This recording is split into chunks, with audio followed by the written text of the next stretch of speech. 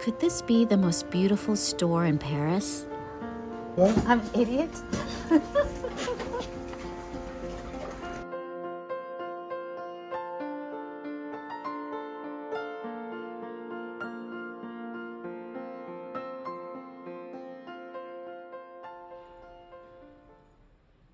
Sometimes I waltz in my Paris apartment to music in my head. Come to think of it, I waltz through Paris streets with music in my head.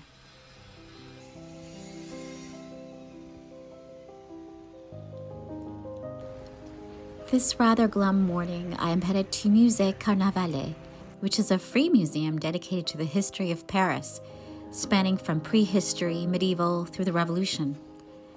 While it drizzles outside, I stroll its many rooms and galleries, marveling over the old shop signs and storefront displays, imagining myself in long-ago iterations of this beloved city.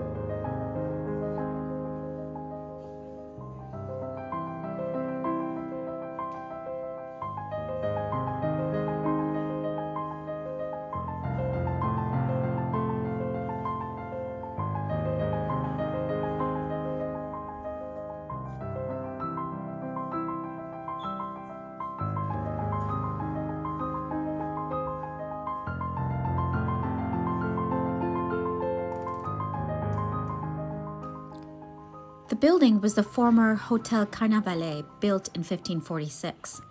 One of its more famous and intriguing guests was Madame de Sévigné, whose luxurious 17th century rooms have been recreated on the first floor. Madame Sévigné was a highly educated French gentlewoman whose letters to her daughter are the stuff of legend. Full of juicy gossip, political commentary, amusing bon mots, and unforgettable life advice, her letters are still delightfully quotable in this day and age. Madame Sévigné married at 18 and was widowed by 25. Of her unhappy marriage, she wrote, "Matrimony is a very dangerous disorder. I had rather drink." This bitter viewpoint might have had something to do with the fact that her husband died in a duel over his mistress. Upon her much-loved daughter marrying and moving away, Madame Sévigné began a lifelong lengthy correspondence, which saw up to 20 to 40 pages a day, 3 times a week. The sheer volume, depth, and breadth of her letters have drawn comparisons to Voltaire and the forerunner and idol to future important female writers such as Elizabeth Gaskell, George Eliot, and Virginia Woolf.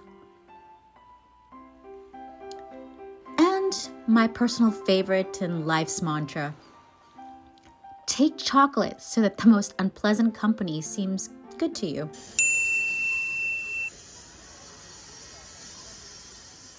Since it was getting close to noon and I wanted to go to my lunch destination right when it opened, I had to cut my museum foray before my exploration of the French Revolution floor. To my dismay, I had to take the metro to Châtelet-les-Halles, which I believe is one of Dante's circles of hell. I was able to emerge from it unscathed, barely, and arrived at Bouillon Pharamond.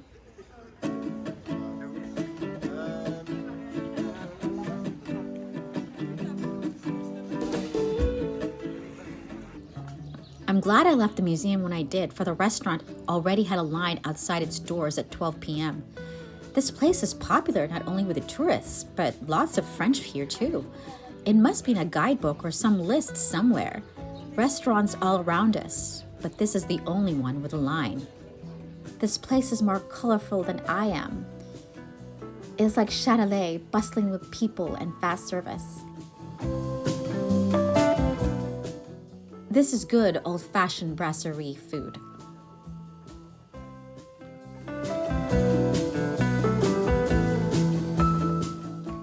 Built in 1898, so the height of Belle Epoque Paris. It is beautiful though. Large, gilt-framed mirrors line the walls, and colorful green and gold tiles in between. Perhaps, if I had come late at night, I would have been in a quieter setting.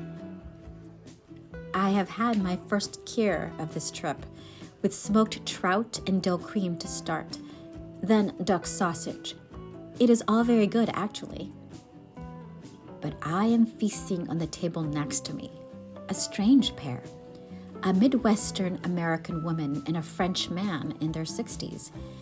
She wants a Chardonnay, but there isn't one available. She's insisting that they would have it, but he's gently correcting her that there isn't any. Is this a first date?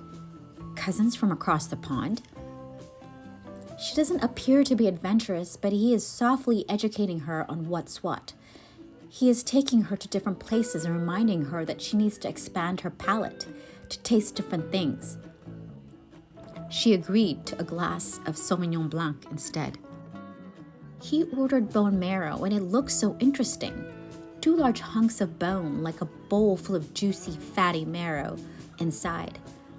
He says that it's rare to see it in menus, and so he always orders it when he sees it. I'm glad I'm by myself. I hate having to make conversation when all I want to do is absorb everything and watch everyone and be quiet. The other table next to me ordered cheese as dessert. I can smell the cheese from here. The lady has ordered the cheese and the gentleman has ordered an ice cream sundae. She is sensible and slim. I'm going to need a real lunch after this. I can still eat this whole plate and then some. This is hearty French food. I will skip dessert as I do have a chocolate bar inside my bag. Okay, I lied. I ordered creme brulee. My first ever. Why not? I want something warm and I'm not full at all.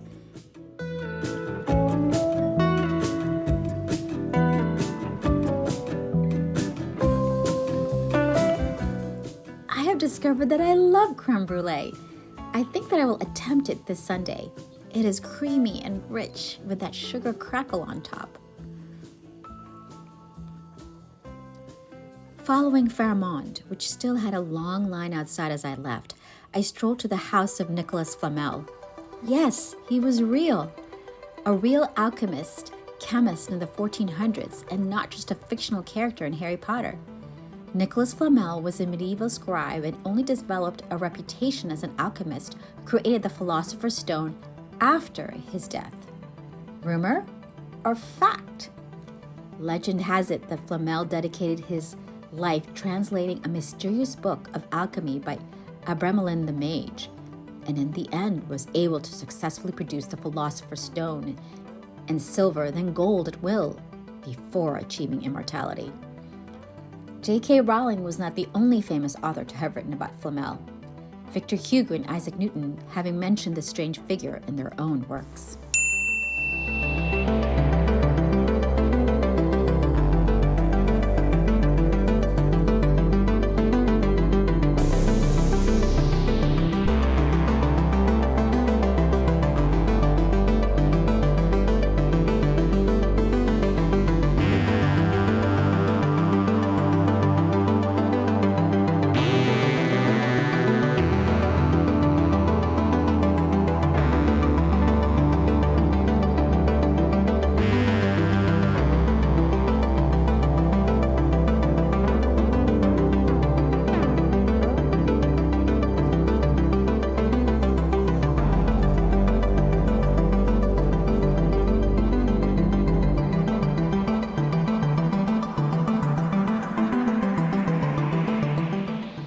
Afterwards, I strolled to a pretty little park dedicated to Anne Frank, where I ate my second lunch, nuts and chocolate.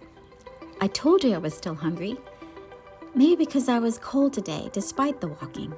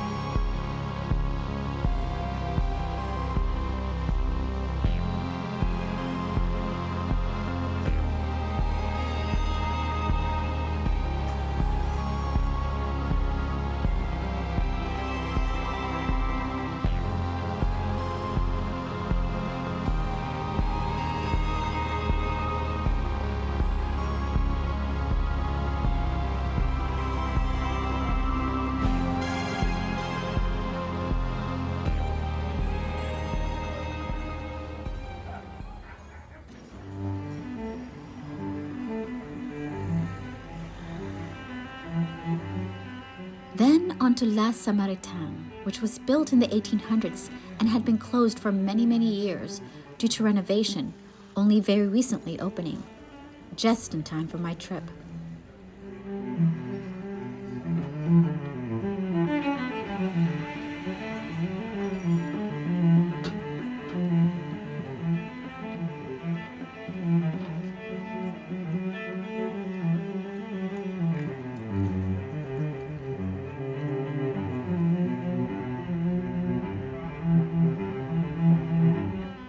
It is spectacular, restored to its former Art Nouveau glory. In the middle is a winding gray wrought iron staircase, gilded with pale gold leaves. Up and up one goes to the top, where there is a yellow and gold mural on all four walls of peacocks and birds beneath the spectacular glass ceiling. Stunning, just stunning.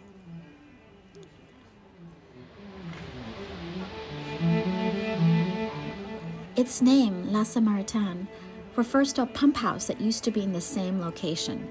The pump house had been commissioned by King Henry IV and had been decorated by a statue of the Samaritan woman at Jacob's Well in St. John's Gospel.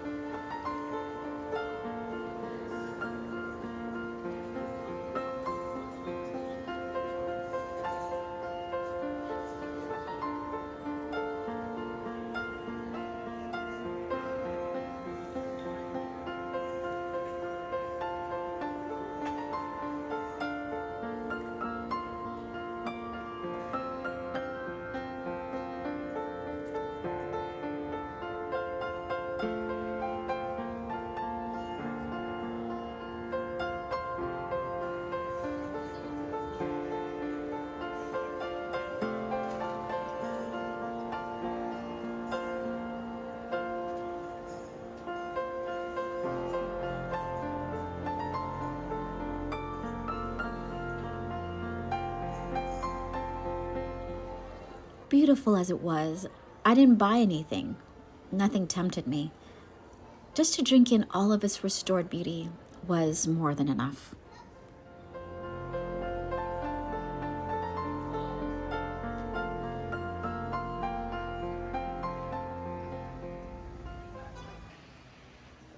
I strolled to Dehillerin, a legendary kitchen store. I've read about it in several blogs over the years. This is where the serious cooks shop when they're in Paris.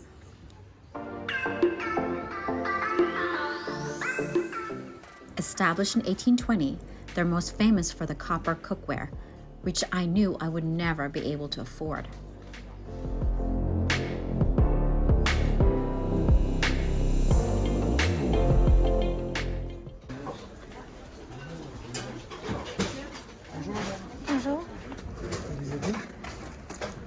parlez anglais? No. I'm just browsing. You don't speak French.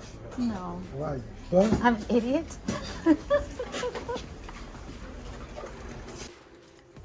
I intended to just look. But whereas La Samaritaine didn't tempt me with a thing, Dehillerin left me drooling. Copper pots everywhere, tart pans, knives, all sorts of utensils I've never even seen before and have absolutely no idea how to use, but want anyway. I desired everything. Everything. One interesting thing to note. There are no prices on the items themselves, just stock numbers. You need to be helped by staff who will look up prices for you.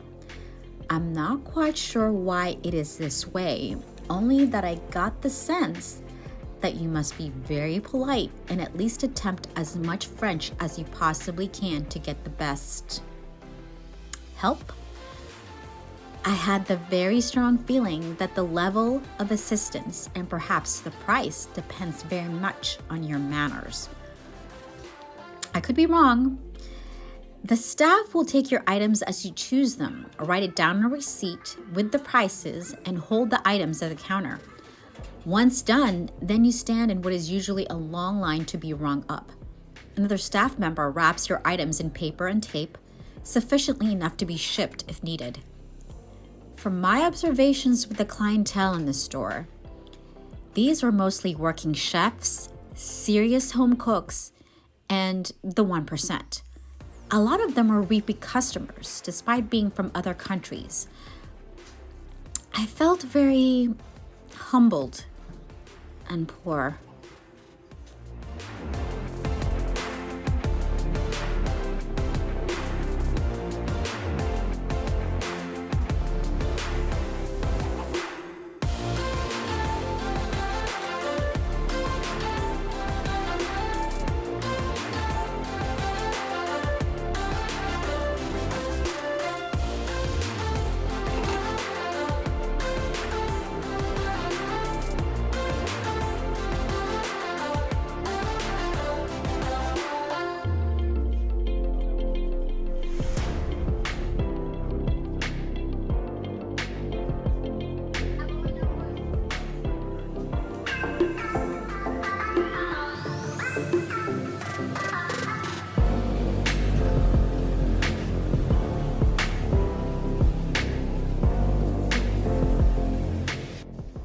The only thing that tempered me from grabbing everything in sight, apart from my not unlimited funds, was the thought of the weight limit on the flight home. I suppose that's a blessing in disguise. But still, I bought some cookie cutters, 2 small tart pans, a ramekin, small things. I've been hankering to bake something, cookies, tarts, maybe on Sunday, or when it's cloudy or rainy next. This ramekin, though, oh, for heaven's sake. I chided myself. Between books and these things, how will I manage the luggage home?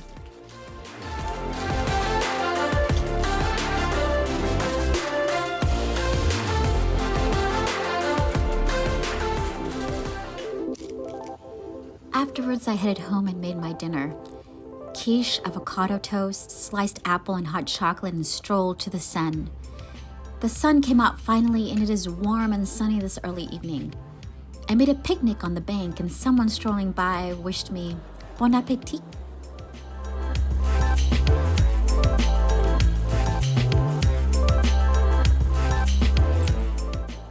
People have been so lovely to me. Strangers trying to help me with the metro and directions. Everyone saying au revoir, madame, or bonjour, ça va. It is c'est si bon.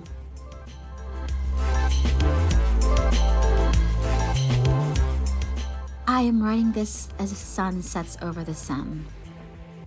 Lovers are nearby nuzzling each other's lips, and it is all as it should be. The waters of the river Seine are shining, and I am in love with it all.